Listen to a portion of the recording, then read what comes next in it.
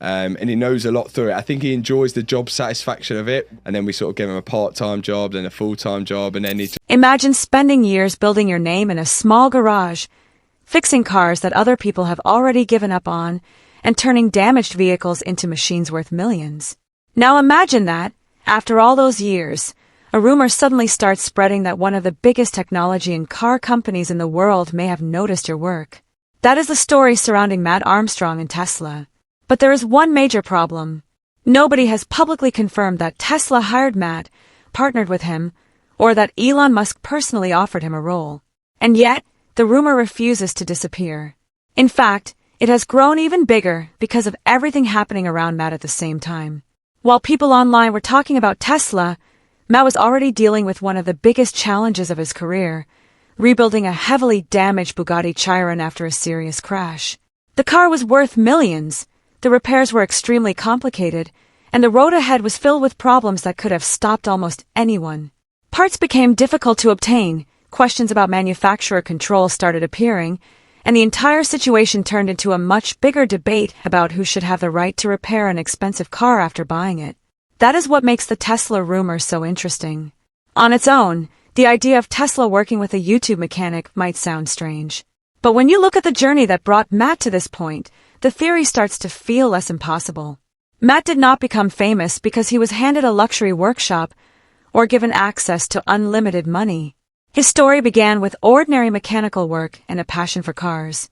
He grew up in Leicester, England, watching his father Tony work as a mechanic. His father's experience became part of Mat's early education, teaching him the value of understanding a machine instead of simply replacing parts whenever something went wrong. Before YouTube became his career, Mat also chased another dream. He competed in BMX and worked hard to support himself. At one point, he was taking shifts at an Indian restaurant while also fixing cars during the day. Then an injury ended his BMX ambitions, forcing him to think about what he wanted to do next. Instead of walking away from the automotive world, he decided to take a major risk. He used money he had saved from his work to buy a badly damaged Bentley Continental GT. The idea was simple but uncertain: rebuild the car and film the process for YouTube. He did not know whether millions of people would care. But they did. That decision helped turn a mechanic working from a small garage into a major automotive creator with millions of subscribers and a huge audience. His videos became popular because they were not just about expensive cars. They were about problems, mistakes, surprises, repairs, and the satisfaction of watching something that looked finished come back to life. That became Mat's biggest strength. He was willing to take on cars that seemed too damaged, too complicated, or too expensive for ordinary repair shops. So when a wrecked Bugatti eventually entered his story, it seemed almost like the perfect test of everything he had built. And when the Tesla rumor appeared, many viewers naturally asked the same question. If a company like Tesla really was looking for people who think differently, could someone like Mat Armstrong actually be the kind of person they would notice? The answer remains unknown, but the question itself became impossible to ignore. The Tesla story became popular because the timing was almost too perfect. Around the spring of 2026, claims began appearing across YouTube, Facebook, and automotive communities suggesting that Elon Musk or Tesla had shown interest in Mat Armstrong. The details were different depending on who was telling the story. Some versions suggested that Mat had been offered a job. Others described a partnership, a private arrangement, or some kind of connection between Mat and Musk. The story changed as it moved from one platform to another, but one part stayed the same. People wanted to believe that Tesla had noticed the mechanic who had become famous for rebuilding cars other people considered impossible to save. However, there is an important difference between a rumor becoming popular and a rumor becoming true. The supplied script itself points out that neither Tesla nor Elon Musk had publicly confirmed such an arrangement, and Mat had not publicly confirmed it either. There was no clear public announcement establishing that he had joined Tesla or entered an official partnership. That means viewers should be careful about treating the headline as a confirmed event.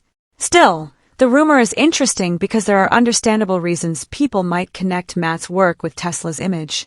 Tesla has built much of its public identity around changing the traditional automotive industry. The company became famous for electric vehicles, software, advanced driver assistance, self-driving ambitions, artificial intelligence, and futuristic projects such as humanoid robotics. Mat represents a very different side of the automotive world. He works with his hands. He tears damaged cars apart. He studies problems, searches for solutions, repairs broken systems, and often has to figure things out when there is no easy answer. On the surface, Tesla and Mat Armstrong may look like two completely different worlds. One is a huge technology company working on software, batteries, robotics, and future transportation. The other is a mechanic in England working on wrecked cars in a garage. But there is one quality that connects them: problem solving. Mat's entire reputation has been built around taking a problem that looks impossible and refusing to accept that it cannot be solved. That does not prove Tesla wants him, but it explains why the rumor became believable to so many viewers. The idea also fits a familiar pattern in the technology world, where companies sometimes pay attention to creators who have built strong audiences around specialized skills. A person does not always need to be a traditional engineer or executive to have value. A creator with millions of viewers can bring attention, ideas, testing, feedback, and a different way of looking at a product. Mat's audience is also important. He has spent years building trust with people who enjoy watching real repairs rather than polished advertisements. If a company wanted to reach car enthusiasts through someone who understands both vehicles and online audiences, Mat would at least be an interesting person to consider. But there is still a major line between being interesting and being officially connected to Tesla. Until either Tesla, Elon Musk, or Mat himself confirms the relationship, the safest conclusion is that the story remains a rumor. And that uncertainty is actually what makes the situation more fascinating. The question is not simply whether Tesla hired Mat. The real question is why so many people immediately believe that a company like Tesla might want someone like him in the first place. The answer takes us back to the project that transformed Mat's reputation, the damaged Bugatti Chiron. Before the Tesla rumor, before the huge debate about manufacturer control, and before people began comparing Mat's work with the way major automotive companies operate, there was a wrecked Bugatti sitting in Miami. This was not an ordinary damaged vehicle. It was a Bugatti Chiron Pure Sport, an extremely rare hypercar associated with a price tag of several $1,000,000. The car had been involved in a serious crash while being driven by American influencer Alex Gonzalez. The damage was severe enough to create a repair problem that most normal workshops would never even consider touching. The front end had suffered major damage, the airbags had deployed, and large parts of the vehicle needed attention. The situation became even more dramatic because the cost of repairing a car like this can be enormous. According to the script, Bugatti had reportedly quoted a repair figure of roughly $1.7 million if the work was carried out through the factory. That number alone was enough to make the story interesting. For most people, spending more than $1 million repairing a damaged vehicle sounds impossible. But Mat had built his career on a simple idea. A car that looks finished may not actually be finished. He had already rebuilt damaged Mercedes models, Lamborghinis, and other vehicles that appeared destined for the scrapyard. The Bugatti was simply the biggest challenge yet. Mat traveled to Miami to inspect the vehicle and eventually agreed to take on the rebuild. From the beginning, he understood that the project would be extremely difficult. A hypercar is not just an expensive version of an ordinary car. It can contain complex electronics, special materials, advanced mechanical systems, rare parts, and safety systems that require careful handling. Every mistake can become incredibly expensive. But the challenge was exactly what made the project attractive to Mat and his audience. Viewers wanted to know whether a creator who had spent years rebuilding damaged cars could actually bring a wrecked Bugatti back to life. At first, the story looked like a huge repair project. Then it became something much bigger. Questions started appearing about access to genuine Bugatti parts and the role of the manufacturer in the repair process. According to the story presented in the script, restrictions connected to the vehicle identification number, or VIN, made it difficult for Mat to obtain certain original replacement components through normal Bugatti channels. Parts such as headlights, body panels, the hood, front fenders, and the famous horseshoe grille were needed. But the normal route for buying those parts was reportedly blocked. That created a much larger argument. If someone legally owns a multi-million-dollar car, how much control should the manufacturer have over the way that car is repaired? From Bugatti's point of view, the answer can be connected to safety, engineering standards, brand reputation, and the extreme complexity of the vehicle. From the owner's point of view, however, the situation can feel very different.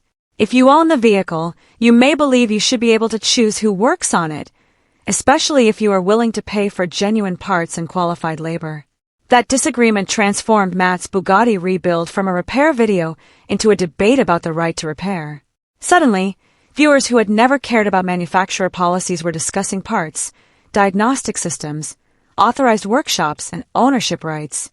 The Bugatti had become more than a damaged car. It had become a symbol of a much larger argument. And this is where the story begins to connect back to Tesla. Tesla has also spent years challenging traditional ideas about how cars are built, sold, serviced, and updated. That does not mean Tesla secretly hired Mat, but it explains why people see a possible connection. Mat was challenging one set of old automotive rules with a wrench and a camera. Tesla had spent years challenging another set with software, batteries, and new technology. The comparison was too interesting for the internet to ignore. The Bugatti conflict became even more intense when Mat Rimac, one of the key figures behind Bugatti Rimac, publicly pushed back against some of the claims being made about the repair.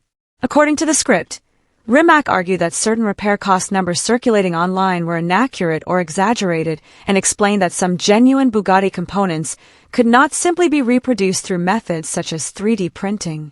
His position was that a car as advanced and valuable as the Chiron should be repaired according to the manufacturer's standards, potentially at the Bugatti factory in Molsheim, France. From a manufacturer's point of view, that argument is easy to understand. A hypercar capable of extreme speed is not something that can be treated exactly like an ordinary used vehicle. The wrong repair could create a safety problem. A badly repaired structural component, an incorrect electronic connection, or a damaged safety system could become dangerous later. A company like Bugatti also has a reputation to protect. If a heavily damaged car is repaired incorrectly and later fails, people may blame the manufacturer even if the company did not perform the repair.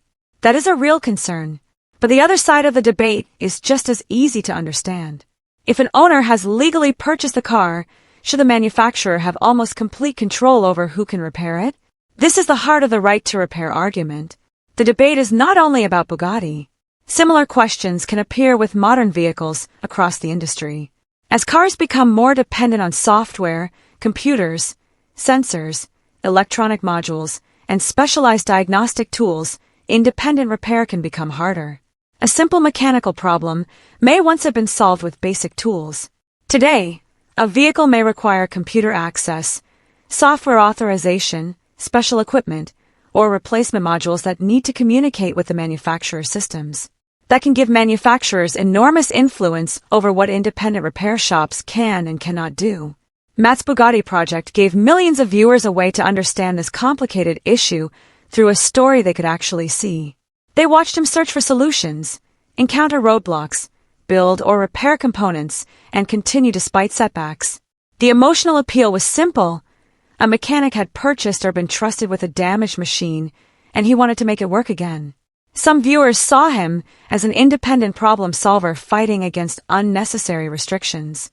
Others believed Bugatti had every right to protect the safety of a vehicle as complicated as a Chiron. There was no simple answer. That disagreement is one reason the story became so powerful. It was not just about whether Mat could fix a car. It was about who gets the final say after a person becomes the legal owner of an extremely advanced machine. And while this argument was growing, Mat made another decision that seemed almost unbelievable. He bought another Bugatti. The timing made the move even more surprising because his Chiron project was already creating enough problems. In April 2026, according to the script, Mat added a repossessed Bugatti Veyron to his collection. This was another rare and expensive hypercar originally built for a customer in Dubai. The Veyron represented a completely different repair challenge, but it quickly became another major chapter in Mat's story. The car had problems that seemed serious enough to frighten any normal buyer. Yet one of the first major discoveries created one of the most memorable moments in the entire rebuild. The Veyron would not go into gear, and the problem looked like it could become extremely expensive. Then Mat traced the issue to something incredibly simple, a blown fuse. The replacement cost only a few dollars. That moment perfectly represented the kind of story that made his channel popular. A car that cost more than most houses could have a problem caused by a part worth almost nothing. But the cheap fuse was only the beginning. More serious problems appeared later, including damaged wiring, a leaking radiator, engine misfires, and problems around the fuse box. The rebuild continued, and every new discovery created another reason for viewers to return. The second Bugatti added another layer to the story because it proved that Mat's willingness to take risks was not limited to one impossible project. He now had two extremely complicated Bugattis demanding attention, while the original Chiron dispute was still hanging over his head. The Veyron eventually required months of work. Components had to be repaired, body panels fitted, mechanical problems investigated, and systems tested. Even after a huge amount of progress, the car suffered another setback when its fuel pump control module failed during a runway test. This is exactly the kind of moment that works so well in automotive storytelling. The audience sees progress, expects a victory, and then the machine suddenly fails again. There is no guaranteed happy ending. That uncertainty keeps viewers interested. Eventually, the Veyron made major progress and completed a long drive toward the runway without a major issue. The car also received a visual transformation, including a satin metallic silver finish and new forged aftermarket wheels. For viewers, the finished result was not just a repaired car. It was evidence that Mat and his team could take a vehicle that looked hopeless and slowly bring it back into usable condition. But the larger question remained, what did any of this have to do with Tesla? The answer is not that the Bugatti rebuild proves Tesla contacted Mat. It does not. What the Bugatti story proves is something more basic. Mat had built a reputation around difficult problems, independent thinking, and public problem solving. That reputation is the foundation of the Tesla rumor. Think about the kind of person a modern technology company might value. Traditional qualifications are important, but companies working on difficult engineering problems also need people who can look at a problem from an unusual angle. Mat has repeatedly shown that he is willing to investigate problems instead of immediately accepting the first explanation. When something does not work, he keeps testing. When a replacement part is expensive, he looks for alternatives. When a repair seems impossible, he breaks the problem into smaller pieces. That mindset is valuable in almost any technical field. It does not mean Mat is secretly a Tesla engineer, and it does not prove that Elon Musk personally reached out to him. But it helps explain why the rumor feels believable to millions of people. There is also another factor. Mat understands how to communicate technical problems to ordinary viewers. A traditional engineer might understand exactly why a complicated system failed, but explaining that problem to millions of people is a completely different skill.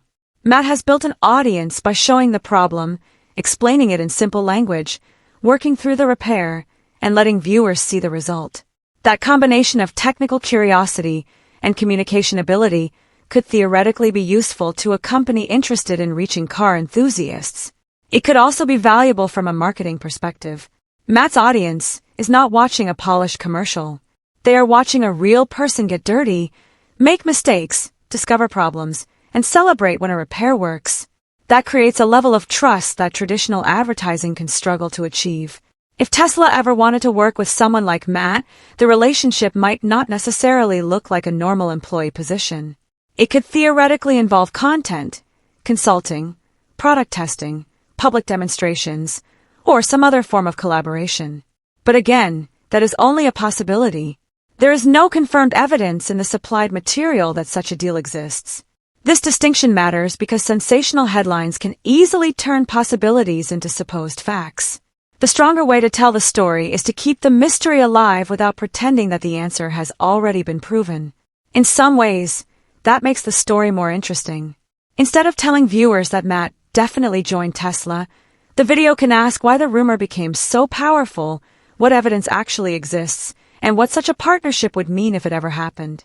The most interesting part of the Tesla rumor may actually be the contrast between Tesla and Bugatti.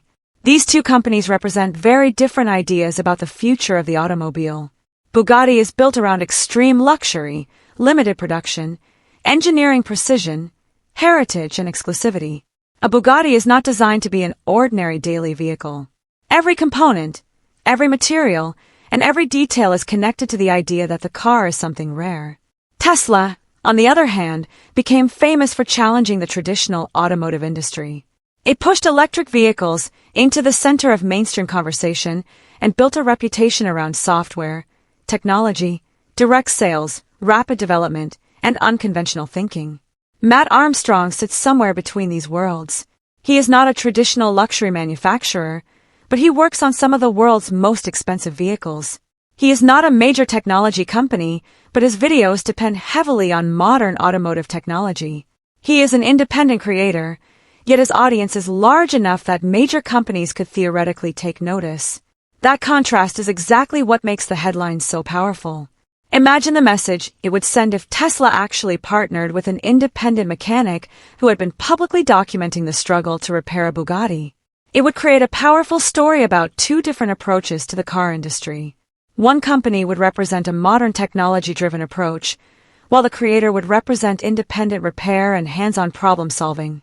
It would almost look like a battle between two ideas about the future of cars. But there is another possibility. Perhaps the Tesla rumor grew, simply because people wanted the story to be true. Automotive audiences already knew Mat was involved in a high-profile conflict with Bugatti. They knew his reputation had grown rapidly. They knew Tesla had a history of challenging established automotive ideas. Put those three things together, and the internet had the perfect ingredients for